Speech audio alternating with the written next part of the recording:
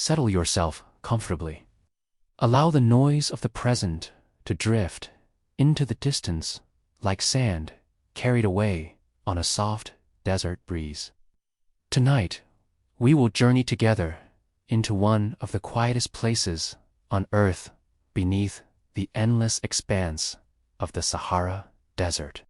Though today, the desert feels lifeless, a vast ocean of shifting dunes and rocky plateaus. It was once a landscape threaded with hidden havens, places where underground rivers bubbled up into the sunlight, forming green sanctuaries of palm trees, cultivated fields, and small yet vibrant kingdoms. These were the ancient oasis civilizations. They flourished in unlikely places, rising where life seemed impossible. For travelers and caravans, the oases were salvation. For those who lived there, they were entire worlds, fragile yet enduring, rooted in water and community. Over the course of this long exploration, we will wander through 4 chapters.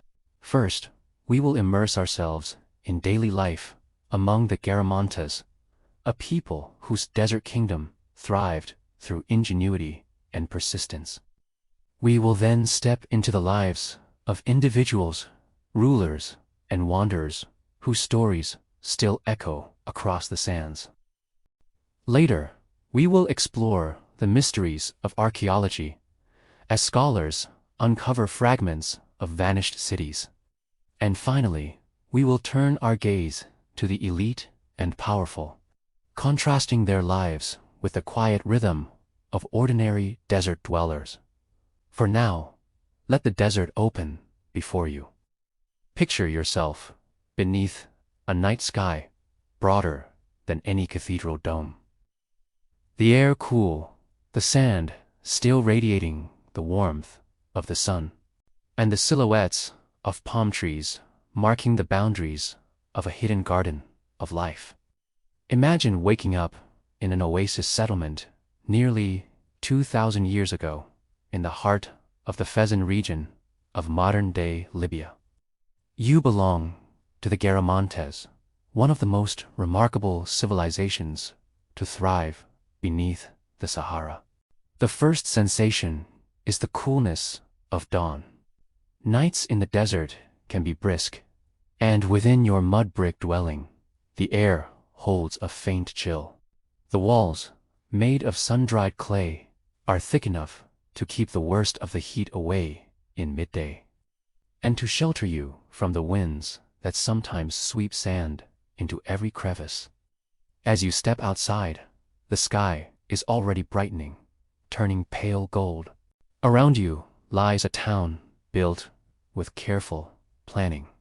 Narrow lanes wind between rectangular houses. Some dwellings are modest, while others are more expansive, marked with painted walls or courtyards shaded by woven mats. Beyond the settlement lies a startling sight, fields of green stretching across the desert. These gardens, watered by underground channels known as foggaras, are the heartbeat of Garamantian life. The foggaras are the kingdom's greatest achievement. They are subterranean tunnels, dug by hand, sometimes for miles, tapping hidden aquifers beneath the desert floor. From these channels, water flows gently into the fields, feeding groves of date palms, patches of barley, millet, and vegetables. The palms provide not only fruit, but shade for crops below, creating a layered oasis ecosystem. Daily labor is organized around this system. You might spend the morning tending the fields, guiding water from the foggara into channels cut through the soil. The work is repetitive and steady. The sound of trickling water against stone is constant, a reminder that without this hidden network, no life could endure here. Animals, too, are part of this cycle. Camels, goats, and cattle graze along the edges of the oasis, their presence woven into human life. Camels, introduced around the first centuries of our era, transform the possibilities of travel and trade. Their steady steps across the desert link the Garamantes to distant worlds, to Rome, to Carthage, to the kingdoms of the Sahel. In earlier times, ox-drawn chariots were symbols of Garamantian strength. Engraved rock art depicts these vehicles racing across the desert, their wheels turning in eternal silence. Inside the settlement, artisans practice their crafts. Potters shape clay into jars and bowls, often decorated with incised lines and simple patterns. Metalworkers forge tools and ornaments from copper and iron, materials carried into the oasis through long trade routes. Textiles, woven from wool or imported fibers, provide clothing suited to the harsh climate, loose tunics, veils, and robes that shield the skin from the burning sun. Food is simple but sustaining. Dates are a constant presence, eaten fresh, dried, or pressed into cakes. Grains are ground by hand using heavy stones, their rhythmic scraping a sound heard throughout the community. From this flour, flatbreads are baked on heated stones or clay ovens. Milk from goats or cattle is churned into butter or yogurt, while meat is consumed sparingly, reserved for special occasions. The rhythm of Garamantian life is dictated not only by labor, but by the desert itself. Midday brings a stillness as the sun's heat forces people into the shelter of their homes or shaded courtyards.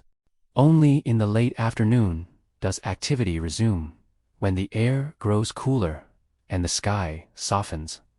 Evenings are a time of gathering. Families sit together, sharing meals and stories. The desert night is filled with quiet voices, the distant cry of animals, and the ceaseless backdrop of stars. Religion, too, weaves through daily existence. The Garamantes left behind few written records. So much of their belief system is a mystery. Yet archaeology offers glimpses. Burial mounds scattered across the desert, their stones aligned with care. Rock art depicting animals and symbols, perhaps linked to ritual or myth. These traces suggest a worldview shaped by the rhythms of life and death. Survival and adaptation in a land where every drop of water is sacred. For the Garamantes, community is everything. Alone, a family could not survive the desert. Together, building and maintaining the foggaras, tending the fields, guarding the herds, and trading with distant peoples. They created a world where none should have been possible. Their lives were a constant negotiation with scarcity, yet also a celebration of resilience. As the night deepens in this imagined Garamantian settlement, you lie once more beneath the stars. The desert is silent except for the faint rustle of palms. Around you are neighbors, friends, and family, all bound together by the lifeline of water flowing unseen below the ground.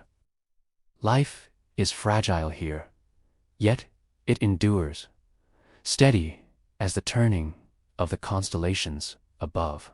In the hush of the desert, where survival itself is a triumph, certain figures rise above the rest, their names carried forward in whispers through time. The Garamantes and other oasis peoples left behind only fragments of written record. But, through the observations of outsiders, Greek historians, Roman generals, and later Arab chroniclers, we can trace the outlines of their leaders and their choices. Their lives remind us how fragile, and yet how ambitious, these desert kingdoms could be. Let us begin with a moment recorded by Herodotus, the Greek historian of the 5th century BCE. He wrote of a people dwelling deep in the Sahara, swift in their movements, using 4-horse chariots to pursue their enemies. Though he did not name individual rulers, his description paints the Garamantes as fierce and elusive. Imagine their leader, perhaps a chieftain, standing before his people. Sand swirling round his feet, overseeing warriors, ready to defend their precious oases. His authority would not rest only on force, but on the ability to manage water, to keep the lifelines of the foggaras flowing, and to maintain fragile alliances. Centuries later, the Garamantes entered the orbit of the Roman Empire. By then, their leaders had become not only guardians of the desert, but intermediaries in long-distance trade. One such leader, though unnamed in our surviving texts, emerges in the accounts of Roman generals. Around the 1st century BCE, Roman forces under Cornelius Balbus marched into the Sahara. After days of crossing dunes and barren stone plains, they reached Garamantian territory. The Garamantes offered resistance, their chariots darting across the sands, but the Roman war machine pressed forward. Eventually, their capital, likely Garama, a settlement near modern-day Jermo, was reached. Picture the Garamantian ruler at this moment. His city, built around the oasis, its houses of mud brick, its streets alive with markets, suddenly faced the arrival of Rome's legions. He could resist and risk devastation, or submit and find a path to survival. The accounts suggest that the Garamantes sued for peace, recognizing the futility of direct conflict. Yet peace did not mean subjugation. For generations after, Garamantian rulers maintained independence, choosing when to ally, when to trade, and when to withdraw into the sheltering desert. Their rulers must have been negotiators as much as warriors. Through them flowed the wealth of trans-Saharan commerce. Gold, ivory, and enslaved captives traveled northward, while Roman goods, glassware, fine pottery, olive oil, and wine tarred the oases. To preside over such an exchange required vision. Imagine a Garamantian king receiving amphorae of wine from distant vineyards, their clay stamped with Latin inscriptions, while in return he offered desert produce that carried with it the mystery of lands Rome could barely comprehend. And yet, not all leaders looked outward. Some, we may imagine, were inward-focused. Their legacy measured in the careful maintenance of the foggaras. A ruler's name might be remembered less for victories in battle, and more for ensuring that water flowed steadily into the fields. In a land where one broken tunnel could mean famine, such attention was a form of kingship as vital as any conquest. Other oasis civilizations, too, had leaders who guided their people through precarious times. In Awjila, an oasis in what is now eastern Libya, leaders oversaw communities that became crossroads for caravans linking Egypt, Cyrenaica, and the Central Sahara. Later, Arabic geographers spoke of these places with respect, noting their role as waypoints in the great chain of trade. In Siwa, further east, priests and rulers together presided over the oracle of Ammon, a sanctuary so renowned that even Alexander the Great felt compelled to consult it. When he arrived, weary from his desert march, the priests of the oasis recognized him as the son of a god, a moment of both political calculation and enduring legend. Such stories remind us that oasis rulers were not isolated. They were part of a world of diplomacy, religion, and myth stretching far beyond the dunes. Their lives carried the weight of survival, but also the chance to carve out identity and prestige in a landscape that outsiders often dismissed as barren. The biographies we can sketch are shadowed, have revealed through the writings of others the ruins of their settlements, the inscriptions left by those who passed through. Yet this, too, has its own quiet beauty. Their lives resist the clarity of modern biography, instead dissolving like footprints in shifting sand.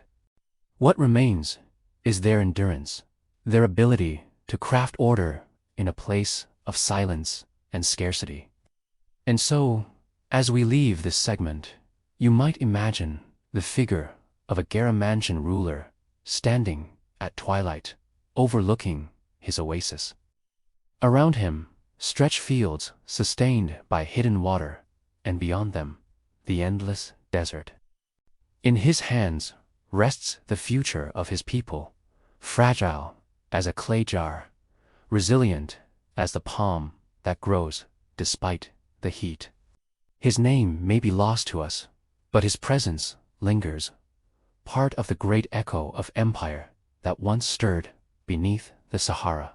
When we speak of the Garamantes of Awjila or of other desert communities, we often imagine what daily life might have been like. Yet much of what we know today comes not from words preserved in books, but from the earth itself. Archaeology, slow and deliberate, has pulled fragments of these vanished worlds from beneath the sand, piecing together the story of civilizations that flourished in silence. Picture the desert as a vast archive.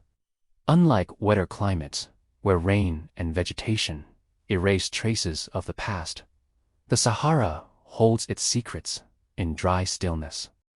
Sand can both conceal and protect. Buried settlements, abandoned irrigation tunnels, and scattered graves remain for centuries, waiting to be uncovered. The most striking evidence of Garamantian life comes from the Fezzan region. Archaeologists have mapped out the ancient capital, Garamantes today, a scatter of ruins near Jerma. There, foundations of houses, walls of clay brick, and traces of streets hint at a structured town, larger and more complex than once believed. Excavations have revealed courtyards, storage areas, and even signs of public buildings. The impression is of a society more urban than nomadic, contradicting earlier assumptions that the Garamantes were merely wandering desert tribes. One of the most extraordinary discoveries lies beneath the ground: the foggaras themselves. From the surface, they appear as rows of evenly spaced depressions stretching into the distant ventilation. Shafts that once allowed workers to dig and maintain the tunnels below. Following these lines, archaeologists have traced vast underground networks, some extending 4 kilometers, carved patiently through stone and packed earth. To imagine their construction is to imagine generations of laborers, digging in dim light, sustaining entire communities through hidden rivers of water. Graves, to speak of their culture. Burial mounds, the landscape, sometimes simple piles of stone, sometimes carefully constructed tombs. Within them, human remains rest alongside pottery, beads, and ornaments. The goods are modest compared to the treasures of great empires, yet they reveal care and ritual. They tell us of a belief in continuity beyond death, and of families honoring their dead in the quiet expanse of the desert. Artifacts provide further glimpses. Garamantian pottery, with its incised lines and geometric designs, is distinctive, linking communities across the Fezzan. Metal tools, iron spearheads, and ornaments suggest both local craft and imported material. Roman amphorae, unearthed in oasis settlements, confirm the accounts of trade.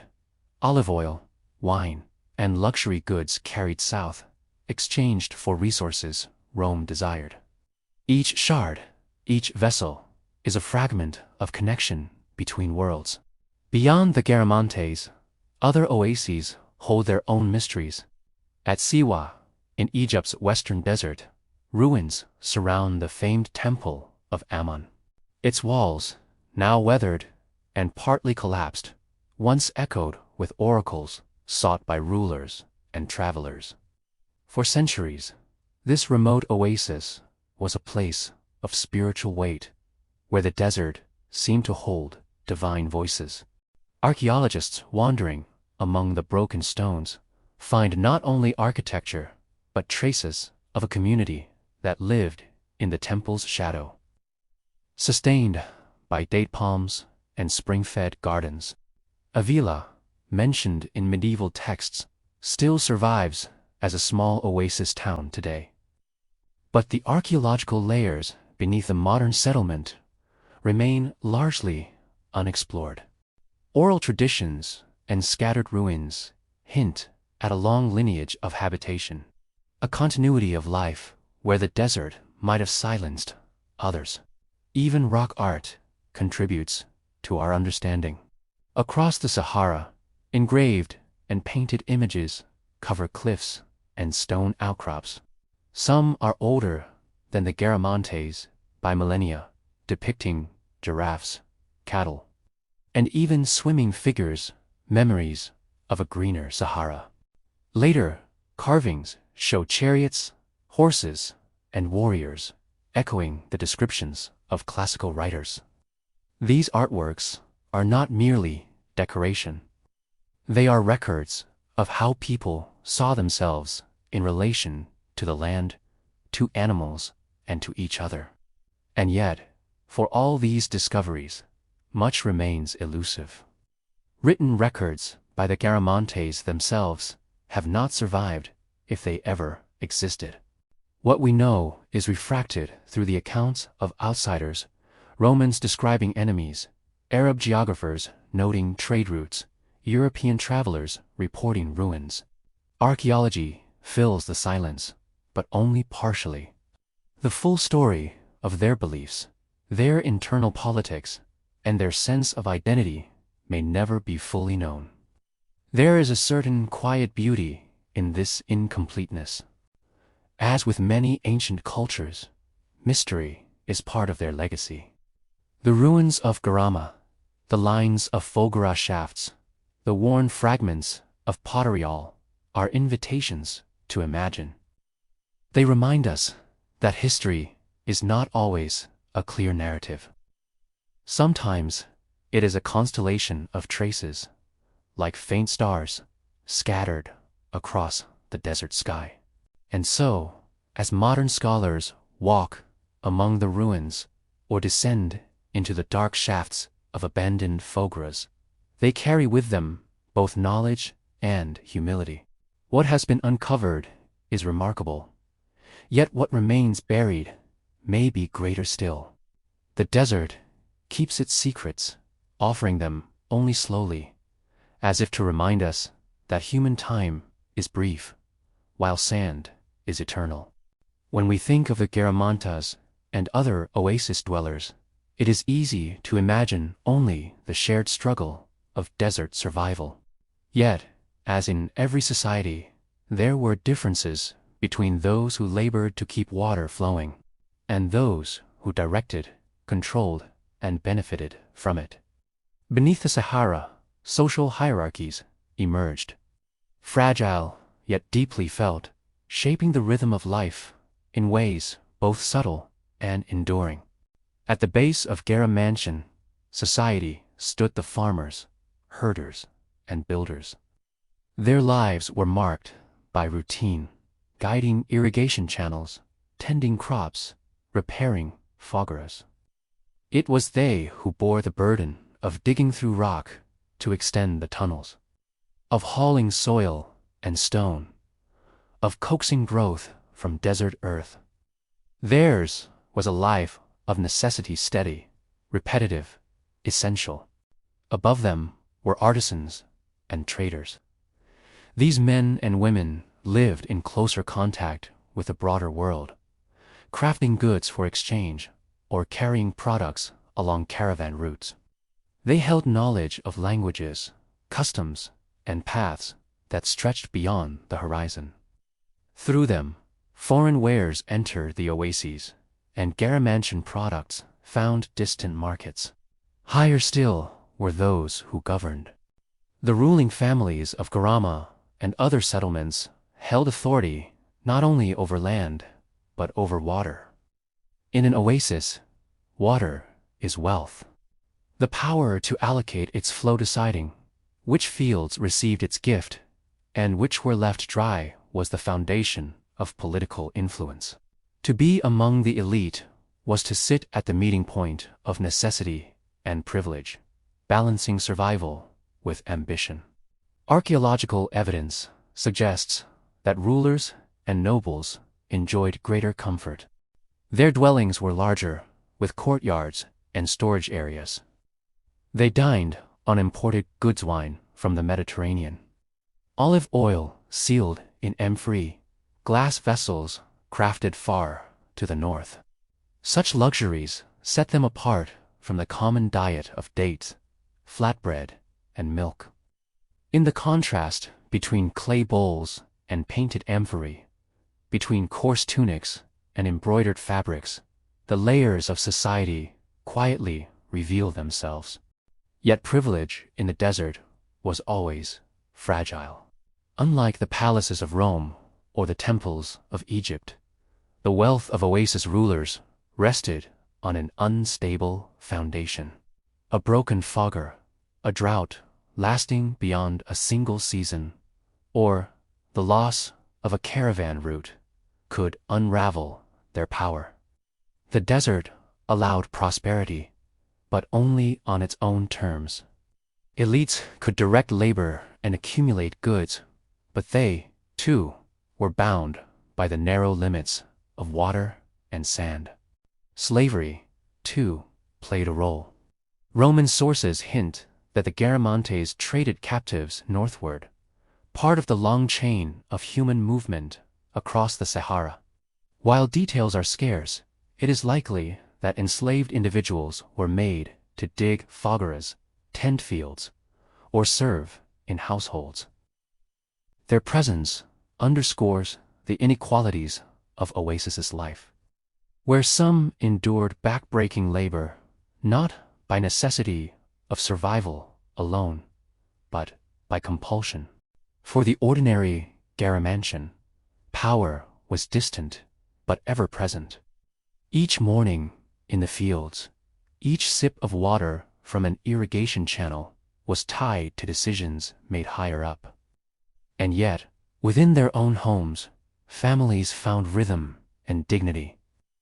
Meals shared, stories told, and songs sung beneath the palms created bonds stronger than hierarchy. Among the elites, life carried a different rhythm. Imagine a ruler seated in his courtyard, drinking from a Roman vessel, discussing alliances with traders from afar.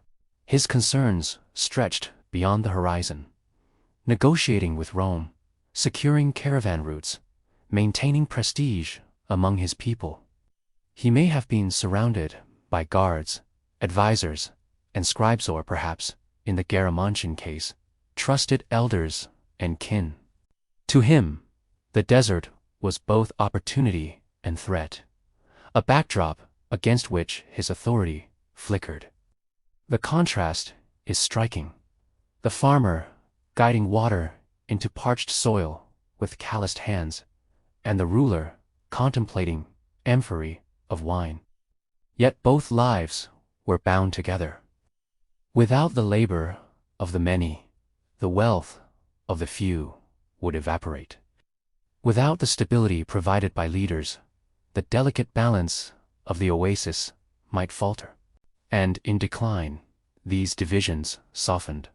As the centuries passed, as foggaras silted up and trade routes shifted, the grandeur of Garamantian elites faded. Their wealth was not eternal. Abandoned settlements, their walls crumbling into dust, remind us that power in the desert was never permanent. What endures are not palaces or written chronicles, but the steady marks of labor, the tunnels beneath the earth, the fields carved into sand, the graves left under desert skies. In reflecting on these contrasts, one senses a quiet lesson. Human lives, whether privileged or humble, were fragile beneath the Sahara. The farmers, the artisans, the rulers, the captives all shared the same dependency on hidden water and the same vulnerability to shifting sands. In the desert, the divisions of society were real, yet nature reminded everyone of their limits. And so, our long journey beneath the Sahara comes to an end. We began in the quiet dawn of an oasis among the Garamantes, where families rose to tend their fields and share in the rhythm of a life sustained by hidden water. We walked alongside rulers, half remembered in the records of outsiders, men who balanced survival with ambition, who held authority by guiding not armies alone, but the flow of water itself. We explored the traces left behind, the foggaras stretching unseen beneath the desert, the shards of pottery, the ruins of temples' silent fragments that whisper of worlds once alive.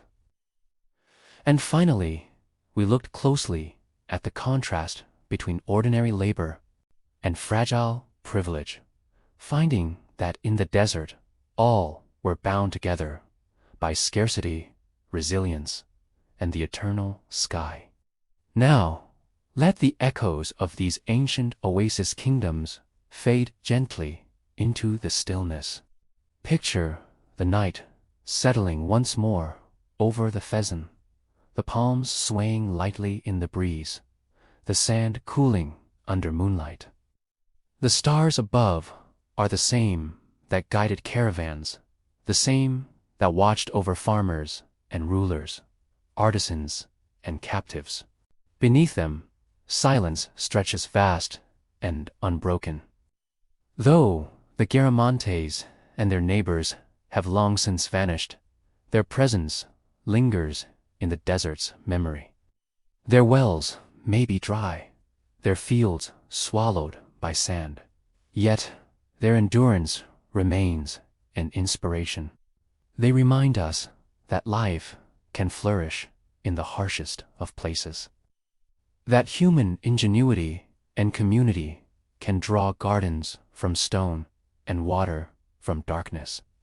As you rest now, allow yourself to drift into that same stillness.